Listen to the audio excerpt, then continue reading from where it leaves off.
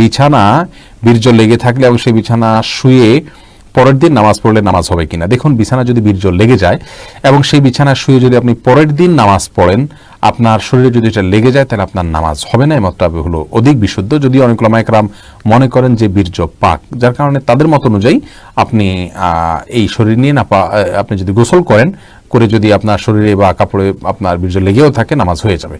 মূলত আমাদের আয়েশা রাদিয়াল্লাহু তাআলা আনহার হাদিস থেকে জানা যায় যে বীর্যকে পাক করার দুইটা পদ্ধতি, একটা হলো পানি দিয়ে ধোয়া, একটা হলো খুঁচিয়ে সেটাকে শুকায় গেলে তুলে ফেলে দেওয়া। কিন্তু বীর্য সহকারে নামাজ পড়ার কোনো অনুমতি খুব একটা হাদিসগুলো থেকে খুঁজে পাওয়া যায় না। তবেও আপনার আরবের স্কলারদের মধ্যে বিশেষ করে সৌদি আরব উলামা ইকরাম এর মতে বীর্য পাক, এবং অনেক উলামা ইকরাম বীর্যকে পাক বলেন। তাদের মতে আপনি কোনো অসুবিধা না পড়তে পারবেন, কিন্তু আমাদের উলামা ইকরাম বীর্যকে নাপাক বলেন, আর এই মতটা আমার কাছে বেশি শক্তিশালী মনে হয়। আল্লাহু আলাম।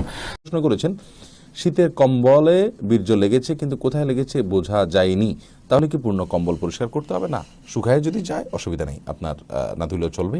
তবে সেখানে ভিজা শরীর লেগে আবার সেখানে আবার তার আলামত চলে আসতে পারে, এরকম আশঙ্কা আছে, সেজন্য ওই জায়গাটা পরিষ্কার করতে পারলে ভালো। আর যদি দেখা না যায়, আলামতই না থাকে, তাহলে আর টেনশন করার কোনো কারণ নেই, শুকায় গেলে অসুবিধা নেই। এমনি